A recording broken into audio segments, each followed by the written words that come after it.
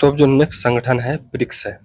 ये छोटा सा चैप्टर रहने वाला है, ब्रिक्स को समझ लेते हैं। तो ब्रिक्स में कितने देश हैं? ब्राजील, रूस, इंडिया, चीन, साउथ अफ्रीका देशों का समूह है ये। ब्रिक्स के निर्माण की शुरुआत रूस ने की थी बेसिकली। ब्रिक शब्द का प्रयोग सर्वप्रथम 2001 में गोल्डमैन सैक्स समूह के अर्थशास्त्री जिम ओनिल ने पश्चिमी अर्थतंत्र को चुनौती देने की क्षमता रखने वाली 4 संभावित अर्थव्यवस्थाओं ब्राजील, रूस, भारत, चीन के लिए ब्रिक का प्रयोग किया था। 20 सितंबर 2006 को न्यूयॉर्क में यूनाइटेड नेशन महासभा सत्र के दौरान रूसी राष्ट्रपति व्लादिमीर पुतिन के प्रस्ताव पर पहली मंत्रिस्तरीय बैठक आयोजित की जाती है। बैठक में रूस, ब्राजील, चीन के विदेश मंत्रियों और भारत के रक्षा मंत्रियों ने हिस्सा लिया। उन्होंने बहुपक्षीय सहयोग का विस्तार करने में अपनी रुचि व्यक्त की। मई 2008 को रूस के येकातोरिनबर्ग में रूस की पहल पर ब्रिक विदेश मंत्रियों की बैठक आयोजित हुई।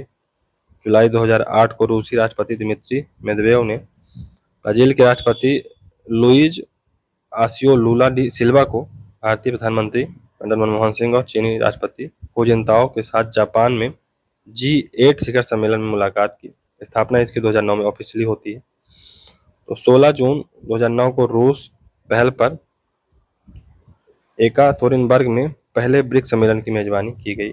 सम्मेलन के ब्रिक्स नेताओं ने एक संयुक्त बयान जारी कर वृद्धिशील, सक्रिय, व्यवहारिक, खुले एवं पारदर्शी तरीके से देश के बीच संवाद और सहयोग को बढ़ावा देने के लिए ब्रिक के लक्ष्यों को निर्धारित किया। ब्रिक देशों का संवाद और सहयोग न केवल उभरती बाजार अर्थव्यवस्थाओं और विकासशील देशों के सामान्य हितों की सेवा के लिए अनुकूल है, बल्कि स्थायी शांति और आम समृद्धि की एक सामंजस्यपूर्ण दुनिया का निर्माण करने के लिए भी ये आतुर है। दिसंबर 2010 में दक्षिण अफ्रीका को ब्रिक में शामिल होने के लिए आमंत्रित किया गया, जिसके बाद यह समूह का नाम ब्रिक्स पड़ गया। 2011 में दक्षिण अफ्रीका आधिकारिक तौर पर ब्रिक्स में शामिल हो गया। ब्रिक्स विश्व के 5 सबसे बड़े विकासशील देशों की एक साथ लाने की एक संगठन है, जो वैश्विक आबादी का 41%, वैश्विक सकल घरेलू उत्पाद का 24% और वैश्विक व्यापार के 16% का प्रतिनिधित्व करता है। इसकी स्थापना 2009 में होती है। 2009 में ब्रिक बना। 2010 में दक्षिण अफ्रीका के शामिल होने से ब्रिक्स बन गया। दूसरा शिखर सम्मेलन 2010 में ब्राजील में हुआ। पहला रशिया में हुआ था, दूसरा ब्राजील के ब्राजीलिया में हुआ। इसमें सदस्य के रूप में दक्षिण अफ्रीका को शामिल किया गया। 2011 में चीन के सान्या में हुए शिखर सम्मेलन में दक्षिण अफ्रीका ने प्रथम बार इसमें भागीदारी की थी। 2011 में तीसरी बार थी बैठक। ब्रिक्स विश्व की 5वीं उभरती हुई अर्थव्यवस्थाओं का संगठन है। यह आर्थिक, राजनीतिक, अंतर सरकारी संगठन है। इसकी स्थापना का उद्देश्य है अधिक स्थायी, न्याय संगत और पारस्परिक रूप से लाभकारी विकास को आगे बढ़ाना। ब्रिक्स के सहयोग के क्षेत्र तो आर्थिक, राजनीतिक, रक्षा सहयोग एवं पीपल टू पीपल एक्सचेंज व सांस्कृतिक है। भारत में अब तक 3 बार सम्मेलन हो चुके हैं। चौथा हुआ था भारत में पहली बार। चौथा सम्मेलन ब्रिक्स का था, लेकिन भारत में पहली बार हुआ था 2012 में नई दिल्ली में। 8वां हुआ 2016 में गोवा में और 13वां हुआ 2021 में नई दिल्ली में। वर्चुअल था बेसिकली ये, कोरोना काल के समय। 13वें सम्मेलन की थीम ब्रिक्स एट 15 थी: BRICS cooperation for continuity, consolidation and consensus. 2020 का शिखर सम्मेलन रूस की मेजबानी में वर्चुअल रूप से हुआ। 14वां शिखर सम्मेलन 27 जून 2022 को चीन की अध्यक्षता में भी वर्चुअल हुआ, बीजिंग में। फिर 14वें ब्रिक्स शिखर सम्मेलन का विषय क्या था? उच्च गुणवत्ता वाली ब्रिक्स साझेदारी को बढ़ावा देना, वैश्विक विकास के लिए एक नए युग की शुरुआत करना। संयुक्त अरब अमीरात, सऊदी अरब, मिस्र, Kazakhstan, Indonesia, Argentina, Nigeria, Senegal और थाईलैंड सहित कई देशों के मंत्रियों के साथ मुख्य बैठक के हिस्से के रूप में ब्रिक्स प्लस आभासी सम्मेलन भी आयोजित किया गया। ब्रिक्स प्लस का विचार 2017 में चीनी विदेश मंत्री वांग यी ने दिया था। यह वैश्वीकरण का वैकल्पिक नया विचार है। चीन ब्रिक्स का विस्तार कर ब्रिक्स प्लस बनाना चाहता है, हालांकि भारत उसके विरोध में एक प्रकार से, क्योंकि चीन पाकिस्तान को इसमें लाना चाहता है, क्योंकि भारत कहीं से कहीं तक एग्री नहीं करेगा। शिखर सम्मेलन के मुख्य बिंदु तो बीजिंग घोषणा, तो ब्रिक्स रूस और यूक्रेन के बीच वार्ता का समर्थन करता है। यह समूह यूक्रेन को मानवीय सहायता प्रदान करने के लिए संयुक्त राष्ट्र व रेड क्रॉस की अंतर्राष्ट्रीय समिति ICRC के प्रयासों का समर्थन करने को तैयार है। देशों ने तालिबान द्वारा नियंत्रित अफगानिस्तान की स्थिति के बारे में चिंता व्यक्त की है। 15वां ब्रिक्स शिखर सम्मेलन अगस्त 2023 में जोहानिसबर्ग दक्षिण अफ्रीका में होगा। अंतर्राष्ट्रीय अपराध न्यायालय इंटरनेशनल कोर्ट ऑफ क्रिमिनल के द्वारा जारी गिरफ्तारी वारंट की वजह से रूस के राष्ट्रपति पुतिन इसमें हिस्सा नहीं ले पाएंगे जोहानिसबर्ग में, क्योंकि दक्षिण अफ्रीका आई थिंक मेंबर है IIC का, इसलिए वो इसमें हिस्सा नहीं ले पाएंगे कुल मिला के। फिर 2023 में ब्रिक्स की अध्यक्षता दक्षिणी अफ्रीका कर रहा है, अतः उसने अगस्त 2023 में जोहानिसबर्ग में होने वाले शिखर सम्मेलन से पहले जून 2023 में फ्रेंड्स ऑफ ब्रिक्स सम्मेलन बुलाया, जिसमें 22 देशों ने ब्रिक्स की सदस्यता के लिए औपचारिक आवेदन किया। यह ब्रिक्स प्लस के तहत हुआ। फिर ब्रिक्स के 2 शिखर सम्मेलन व उसमें हुई घोषणाएं प्रसिद्ध हैं।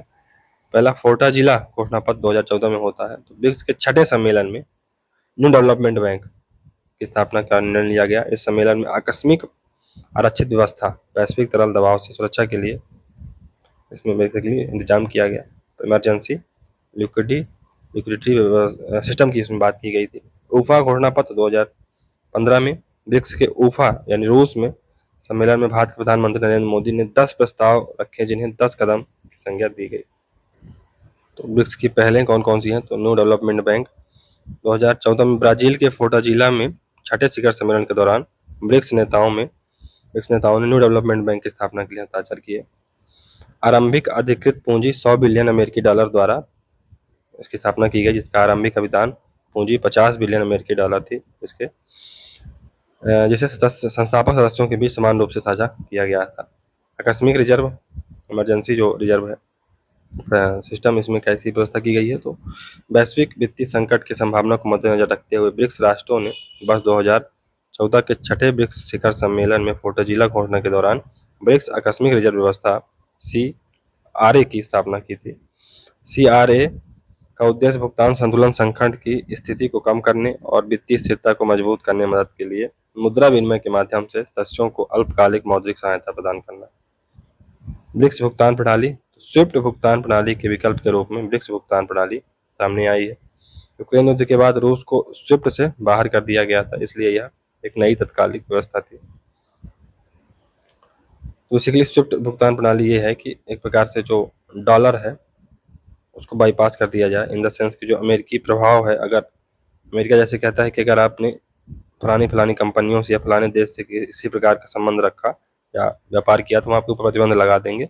एक नया सिस्टम इजाद किया गया था यूरोप के द्वारा कि आप जो अमेरिकन सेंसन है उससे भी बच जाएं और भुगतान भी इसको होता रहे। तो ये बेसिकली वही है डेवलपमेंट बैंक। तो स्थापना इसकी 2015 में होती है। स्थापना का निर्णय 2014 के फोर्टाजिला शिखर सम्मेलन ब्राजील में जो हुआ था में लिया गया था। मुख्यालय इसका शंघाई चीन में है। उसके अध्यक्ष प्रथम अध्यक्ष थे केबी कामत, भारत के। मार्च 2023 से श्रीमती डिल्मा वाना रोसेफ इस बैंक के अध्यक्ष हैं। पहले इसका नाम ब्रिक्स बैंक था, फिर NDB कर दिया गया। यह बहुपक्षीय बैंक है, बहुपक्षीय विकास बैंक है। इसे विश्व बैंक व IMF का बेहतर विकल्प माना जा रहा है। इस बैंक में सभी सदस्य देशों को समान अधिकार है, किसी के पास वीटो का अधिकार नहीं है। यह अंतर्राष्ट्रीय स्तर पर आधारभूत संरचना और सतत विकास परियोजनाओं की वित्तीय व्यवस्था करेगा। बैंक की शुरुआती 50 बिलियन डॉलर पूंजी से शुरुआत की गई थी बेसिकली इसकी, इसमें प्रत्येक कहीं सदा 10 बिलियन था। बाद में 50 से बढ़ाकर 100 बिलियन डॉलर किए जाने का निर्णय लिया गया था। 10 देशों की सहमति के बगैर कोई भी देश अपनी योगदान राशि में परिवर्तन नहीं करेगा। बेसिकली ये थोड़ा सा एक फेयर सिस्टम है IMF के तुलना में। चलिए दोस्तों, यहाँ से हमारा ब्रिक्स का जो संगठन है वो समाप्त होता है। तो मिलते हैं अगले वीडियो में, तब तक के लिए good bye. Thank you very much for discussion.